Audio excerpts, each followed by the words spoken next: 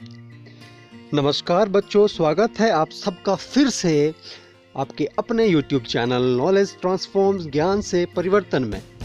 तो आज हम हुदहुद पाठ जो कि तीसरी कक्षा के लिए हिंदी की पाठ्य पुस्तक रिमझिम में से 13वां अध्याय है। इसका जो पृष्ठ संख्या 109 है उसको हम पढ़ेंगे, जानेंगे हुदहुद पक्षी के बारे में ज़्यादा।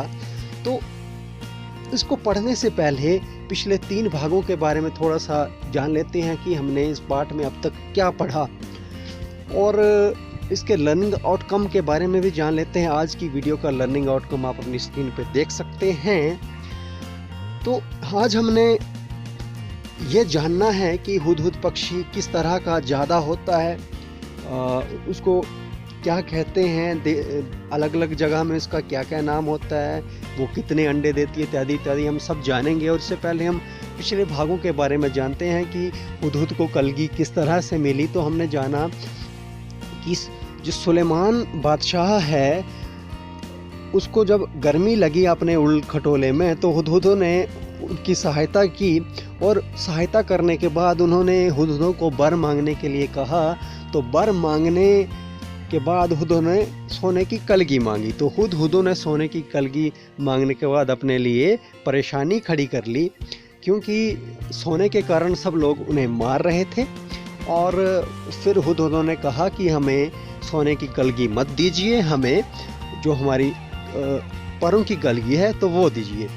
तो फिर हमने तीसरे भाग में कल जाना कि जो हुदहुद है वो बेहद ही सुंदर पक्षी है, चटकीले रंग का होता है। उसके पंख जो हैं वो काले सफ़ेद धारियों वाली होती है। उसकी दुम पूंछ जो है वो काले सफ़ेद पट्टियों से बनी होती है।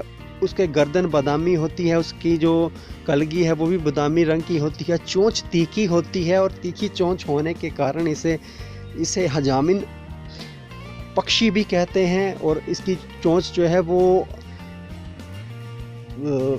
नाखून काटने वाली नहरनी की तरह होती है, और अपनी चोंच की मदद से ये जो पक्षी है वो कीड़े मकोड़ों को निकालकर खाता है।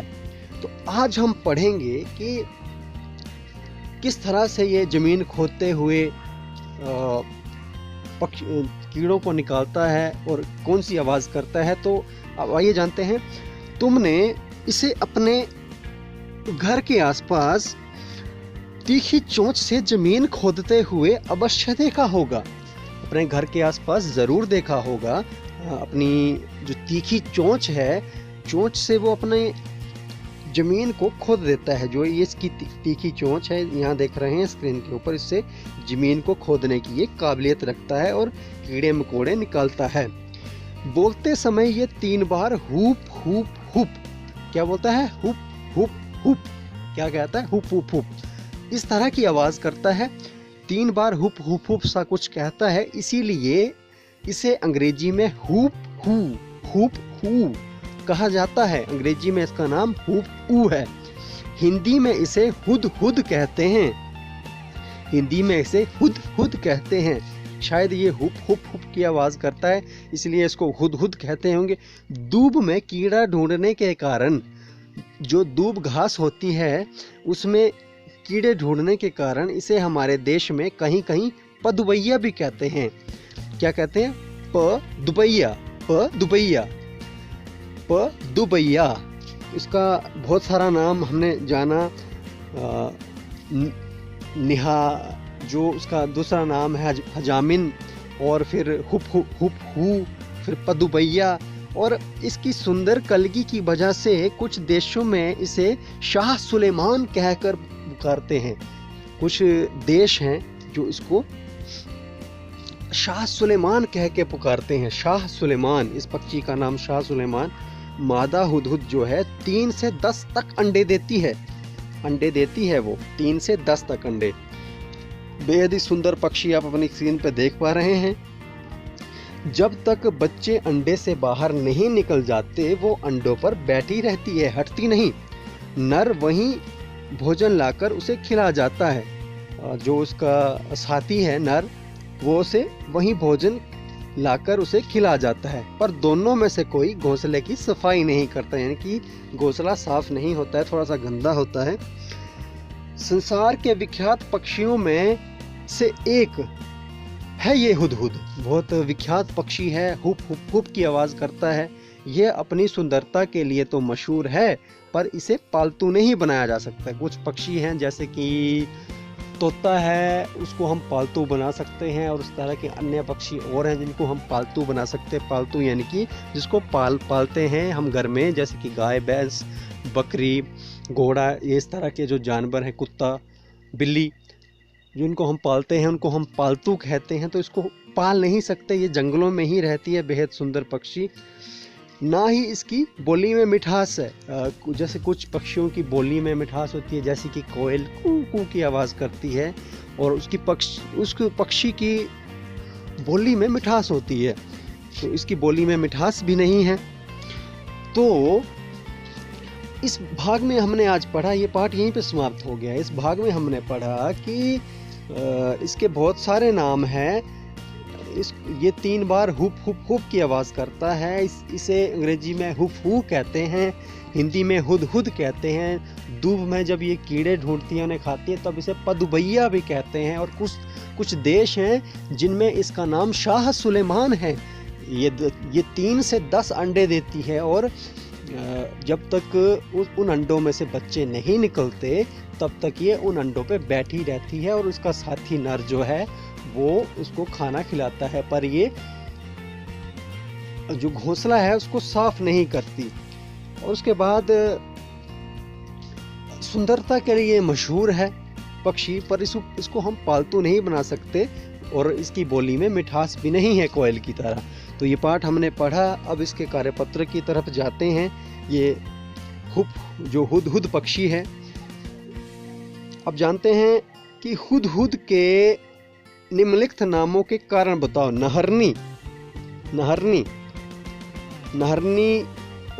का कारण क्या है? नहरनी का कारण क्या हो सकता है? नहरनी यानी कि नहरनी की तरह होती है, इसकी चोंच जो है नहरनी की तरह होती है, इसलिए इनको नहरनी भी कह सकते हैं। हजामिन यानी कि नहरनी की तरह इसकी चोंच होती है, इसलिए इनको हजामिन कहते हैं। हुप हू जो है अंग्रेजी इसका नाम है, और ये हुप की आवाज़ करता है, इसलिए इसे हुप हू भी कहते हैं। और पदुबैया क्योंकि ये दूब में कीड़ों मकोड़ों को ढूंढती है, इसलिए इसको पदुबैया भी कहते हैं। और शाह सुलेमान, तो ये पक्षी सुंदर है, इसलिए इसकी सुंदर कलगी के कारण इसको शाह सुलेमान कुछ देशों में कहा जाता है। तो इन प्रश्नों के आपने उत्तर देने हैं। निम्नलिखित प्रश्नों के उत्तर दो। तो मादा हुदहुद कितने अंडे देती है? मादा हुदहुद 3 से 10 अंडे देती है। अंग्रेजी भाषा में हुदहुद को क्या कहते हैं? तो अंग्रेजी भाषा में हुदहुद को हुप ऊ कहते हैं। तुम्हारे आसपास कौन कौन से पक्षी पाए जाते हैं? उनके नाम तुम्हारे घर की भाषा में क्या हैं? तो आपके आसपास बहुत सारे पक्षी पाए जाते हैं, जैसे कि मैना, तोता, उसके बाद हम रोबिन एक पक्षी का नाम होता है, रोबिन के बाद जे एक पक्षी है, फिर कबूतर हो सकता है, और भी कई सारा प्रकार के पक्षी हो सकते हैं।